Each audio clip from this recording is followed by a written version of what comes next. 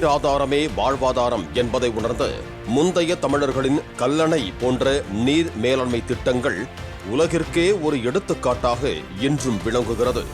அப்படி 10ஆம் நூற்றாண்டில் ஆதிக்கம் செலுத்திய பிற்கால சோழர் ஆட்சியில் ராஜாதித்ய சோழன் என்ற இளவரசன் எதிரி நாட்டு படைகள் எந்த நேரத்திலும் தாக்கலாம் என்பதால் 1,00,000 படை வீரர்களை திரட்டி கொள்ளிடத்தின் வடகரையில் போர் பயிற்சியில் ஈடுபட்டான். பல மாதங்களாக காத்திருந்த ராஜாதித்ய சோழன் பொழுதை கழிக்காமல் தனது படை வீரர்களை கொண்டு உருவாக்கிய ஏரிதான் சென்னைக்கு தற்போது குடிநீர் வழங்கும் வீராணம் ஏரி. சென்னையில் இருந்து சுமார் 250 கிலோமீட்டர் தொலைவில் உள்ள கடலூர் மாவட்டம் வீராணம் ஏரியில் இருந்து குழாய் மூலம் சென்னைக்கு குடிநீர் கொண்டுவரப்படும் நிலையில் சென்னையின் எதிர்கால குடிநீர் தேவையை கருத்தில் கொண்டு சென்னையை ஒட்டியுள்ள பகுதியிலேயே உருவாக்கப்படுகிறது இந்த மாமல்லன் நீர்த்தேக்கம்.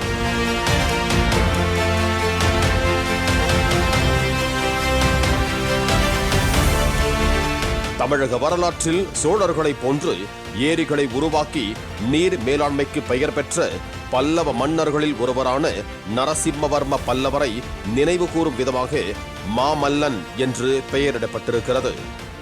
வீராணம் தவிர்த்து சென்னை மாநகரின் குடிநீர் தேவையை பூர்த்தி செய்வதற்காக பூண்டி, புழல், சோழவரம், செம்பரபாக்கம், கண்ணன்கோட்டை, தேர்வாய்கண்டிகை ஆகிய 5 நீர்த்தேக்கங்கள் இருக்கும் நிலையில் 6வதாக தென் சென்னையை மையப்படுத்தி திருப்போரூர் அருகே மாமல்லன் நீர்த்தேக்கம் அமைய உள்ளது.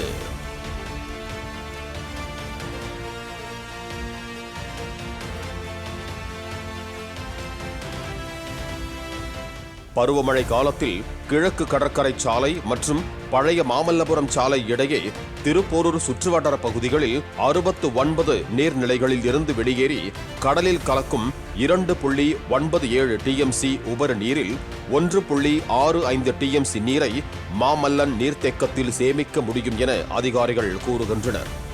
5161 ஏக்கர் நிலப்பரப்பில் 342 கோடியே 6 லட்சம் ரூபாய் மதிப்பீட்டில் அடிக்கல் நாட்டப்பட்டுள்ள இந்த மாமல்லன் நீர்த்தேக்கத்தின் மூலம் தென் சென்னையின் பெரும்பாலான பகுதிகளுக்கு நாள்தோறும் 17 கோடி லிட்டர் குடிநீர் வழங்க முடியும் என அதிகாரிகள் கூறுகின்றனர். அண்ணா பல்கலைக்கழகத்தின் நீரியல் வல்லுநர்கள் ஆய்வுகளின் அடிப்படையில் கட்டுமானம் நடைபெற உள்ளதாகவும் நீர்த்தேக்கத்தை ஒட்டியுள்ள பக்கிங்ஹாம் கால்வாயும் 13 கிலோமீட்டருக்கு தூர்வாரப்படுவதால் அவற்றில் மீன்வளம் பெருகும் எனவும் நீர்வளத்துறை செயலாளர் தெரிவித்தார்.